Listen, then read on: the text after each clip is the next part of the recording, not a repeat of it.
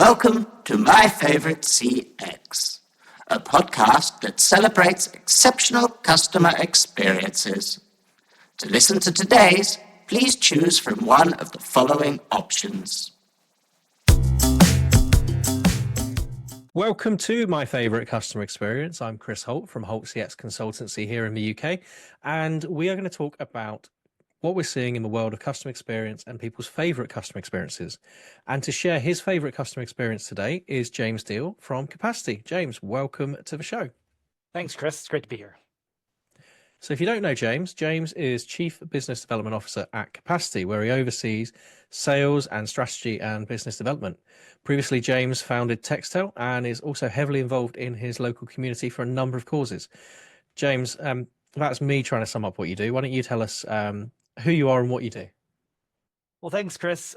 So my journey, I guess, in business began probably about 20, 25 years ago. Well, if you actually go back to when I first started, I started a lawn care company. And before that, I was selling wrapping paper door to door. So I've always been somebody that had to get out, figure out my own thing, and try to build something. The first company, though, I worked to build was a payments company, and did that in early 2000. And then in 2014, I came across this concept of text messaging with a business. Of course, by that point in time, text messaging was not new technology. It'd been around for a little bit. But what was new was this idea that you could have a conversation with a brand or with an employee at a business. And so we founded our company Textel around that concept, around that idea, and then built tools that allowed other software platforms to resell our SMS solution within their platform. And so we built a company around that. That was the second one that I built. And so about 2 years ago, sold that to Capacity. And Capacity is a support automation platform. So at Capacity, what we do is we help businesses kind of address three different parts of their business. We help them with deflection and self-serve on the front end using bots and AI. We help employees and agents kind of in the middle portion there have a better interaction and with the customer. So we help by empowering the agent or the employee. And then in the third part of what we do is automation around proactive engagement with whether it's outbound SMS or email or voice, but both kind of RPA with outbound campaigns and workflows. So I came to Capacity with the acquisition of my company and have been working, as you mentioned there, as the head of business development. And so what that means for me is I spend a lot of my time working with strategic partners, looking at new verticals or new market opportunities with new product and how to kind of grow 18 to 24 months from now. And I guess that gives you quite a lot of scope to see where people are finding big opportunities to create exceptional customer experiences. Yeah. So right now, obviously, the big piece of what does a customer experience look like? What should it look like? How can we improve it? Has a lot to do with AI. And when we talk about, well, we're a support automation platform, what that means is we're using AI, and we were using AI before AI was a thing, before it was on everybody's, lips, if you will. We were talking about how do we automate and how do we use artificial intelligence, and we kind of have some ways we talk about AI. What is it? There's three different types of AI, but obviously everybody's really engaged in what's the generative AI, what's that conversational type. But yes, the customer experience is complex, and it has many different touch points. And what we've been trying to do is, where do we take AI and improve the customer experience, but also improve the employee experience? And when we improve both of them at the same time, that's a win-win. And that's really what I think, if good businesses that are thinking about this, is how do they both improve the employee experience? How do they empower the employee? But then how do they also deliver stellar experiences to their customers? So yeah, that's really, I think, where we try to sit. And that's, I think, any people that are trying to solve that problem is really where the answer is in the space right now. And I think we've now got past our contractually obliged mention of AI a couple of times. There we go. It's done.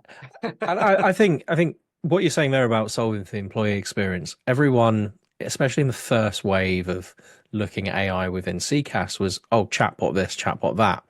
And it still falls flat if when it gets to an employee, that employee doesn't have the tools to do what they need to.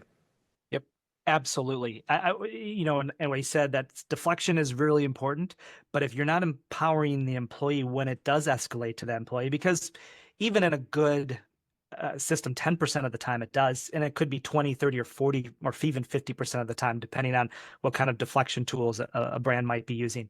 So when it gets to that employee, if that employee isn't empowered with the answers at their fingertips, whether that's listening in and giving them the answers real time, or whether that's giving them a good tool set to be able to find the answers quickly while they're engaged with the customer, those are really key solutions right now that brands should be looking at and thinking about, and they're out there, because if you can improve that experience for the employee satisfaction score goes up, and when the employee satisfaction score goes up, so does the customer satisfaction score. And with attrition being something that's always high within the sector, actually, if you've got a happy employee and a satisfied employee, you've got an employee that's staying as well. Yeah, especially if you're talking about contact center and taking care of those employees. Yeah, attrition is high. And so retention, critical. And yes, to your point, if you have a happy employee, retention is obviously going to be on your side. So with all of this in your arsenal at the moment, what's exciting you in customer experience? So I think when I get excited about customer experience, it's this combination of an elegant transition. So me personally, when I go to have an engagement with a brand, I'm looking for the least amount of friction, most frictionless way to get the answer I'm looking for or to get the help I need.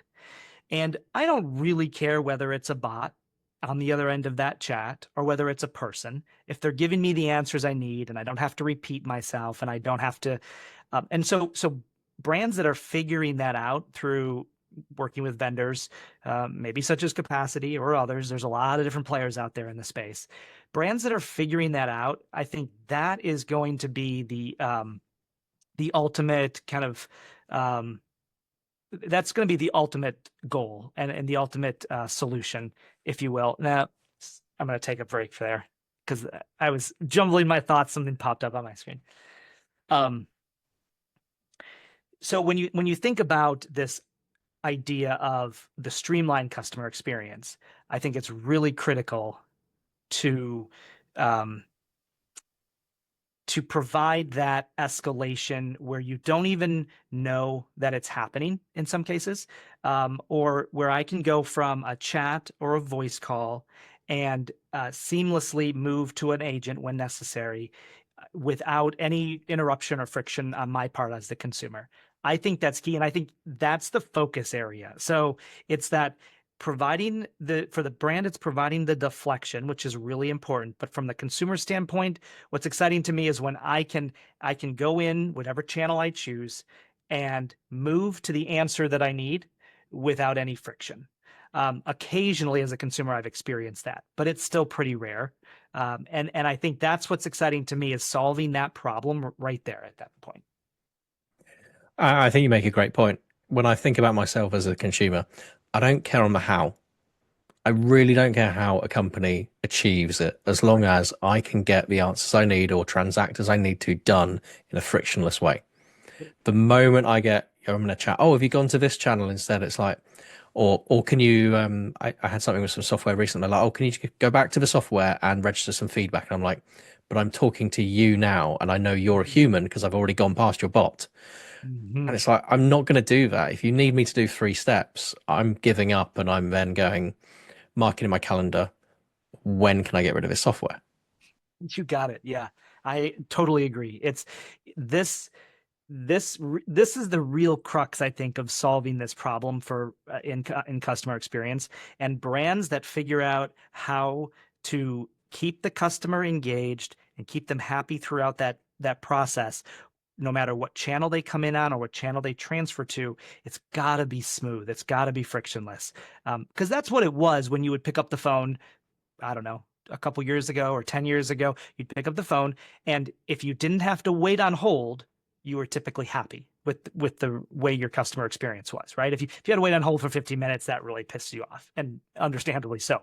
But if you could call the brand and a person would pick up the call and they would help you with your problem, you were thrilled. Now we've gone through this time where it's like, well, I have to make a phone call, but that phone call, I'm going to sit on hold, or they're going to transfer me to 4 different departments. But if I come in on chat, I might get the answer, but maybe they're going to send me to another channel to complete it, or it's going to have to go to voice eventually. That's where now I think that's the problem customers are experiencing. And when you can just smooth that out into one frictionless interaction, that's the key. And that's what's exciting me. I think it can be done now. I think the tools are out there with the generative AI, with the functionality that we have in the cloud. I think it can be done. It's still not being done amazingly well for most brands. So I think the opportunity is there, and that's what's exciting to me. And speaking about infuriating hold music, we'll place our listeners and our viewers on hold now for a few seconds. We'll come back, and after the break, we'll talk about one of your favorite customer experiences.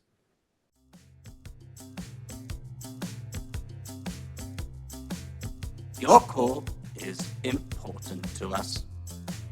Please hold, and you'll be connected to your next favorite customer experience shortly.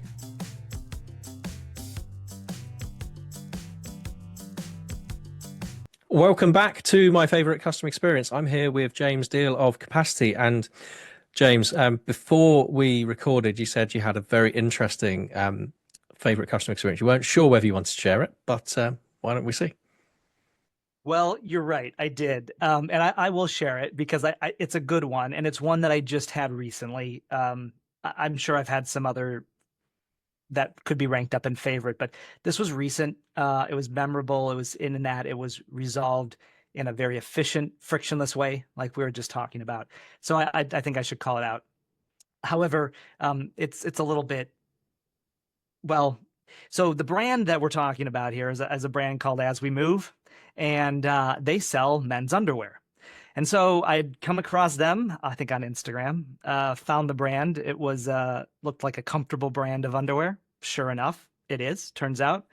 And so I was placing a follow-up order recently, and when I did so, I got the underwear, but they also had a guarantee of their product. And so a pair that I had purchased not but a year ago got a run in it, and I said, well, this shouldn't have happened. And so I messaged them on their chat on their website, and within seconds I was connected to somebody who asked me, what the issue was. I said, well, recently within the last year bought a pair of some of your product, and it already is damaged. Anything you can do about that? And they said, sure. What's your recent order number? I provided them the recent order number. They said, send us a picture of the product. I sent them a picture of the product, and they said, no problem. We'll have another one to you in the mail tomorrow, and completely replaced, free of charge, no shipping, no problem, no questions asked. That was the smooth experience I had. I said, thank you. They said, thank you for buying from us. And within the week, I had a replacement pair sent directly to me, no charge. So both, I had an experience where the brand stood behind their product, number one, which I think is very critical. That's if you're going to have a brand and you don't stand behind it, and you're not willing to if you're not willing to stand behind it, that might mean some cost.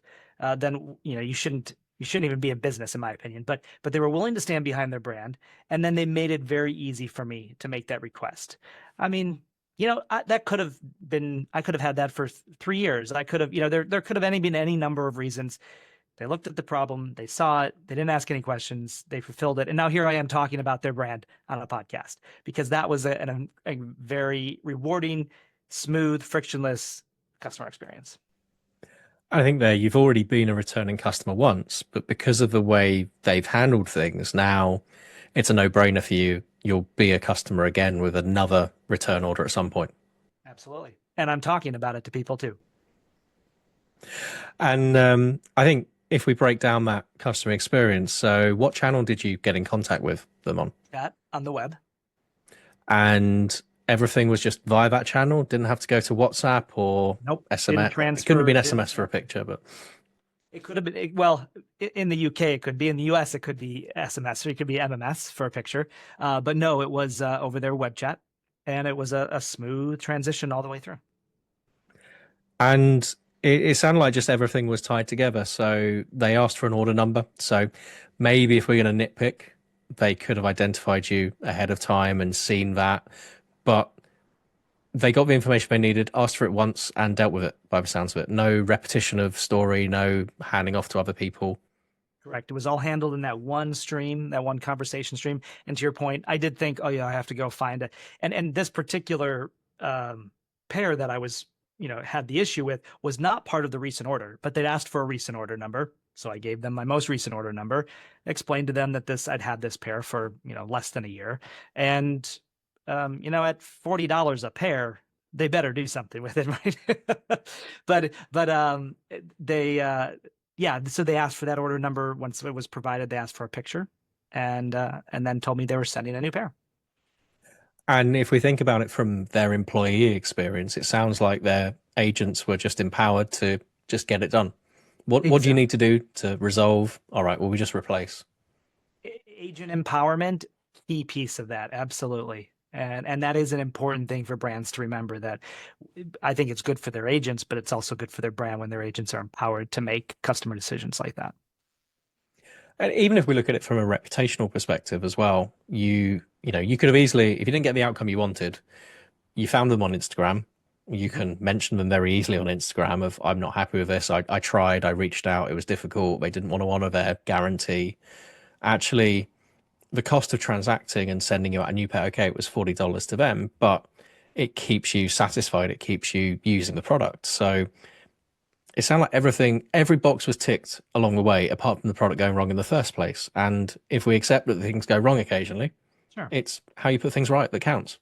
Absolutely. I think it's really, honestly, I think it's almost equally how you put things right is almost more important than how good the product is, because especially something like this, like, it can be replaced. It's not a really expensive piece of electronics, or it's not a service that's constantly going down. But it when it comes to customer experience, it's almost, I think, as important as how good the product is how well you fix the solution the issue when it comes up. Because what it does, as you mentioned, it gives me an opportunity to feel good about the brand again. And if there were never any problem, I might be really happy with my purchase, but I'm not going to have this good feeling about the interaction I had. And so even if there is a problem, when it's fixed well, it's not a bad thing at all. In fact, you could argue it's a good thing. It's a loyalty. It's almost a loyalty builder, because you now know, okay, if I have this problem again, I know it's going to get resolved. Right. Yeah. Absolutely. Well, James, that sounds like a wonderful customer experience. Thank you for sharing it. Where can people learn more about you? So if you want to learn more about capacity.com, go out and check our website. We're helping brands every day transform their customer experience. And if you want to connect with me, feel free to find me on LinkedIn. Awesome. Well, James, thank you so much for joining us. Folks, thank you very much for listening or tuning in on YouTube. We'll see you all in a couple of weeks' time on the next My Favorite Customer Experience. Thank you for listening to My Favorite CX. Your listenership is important to us. On your keypad, please press a number between 1 and 5 to rank how much you've enjoyed your experience.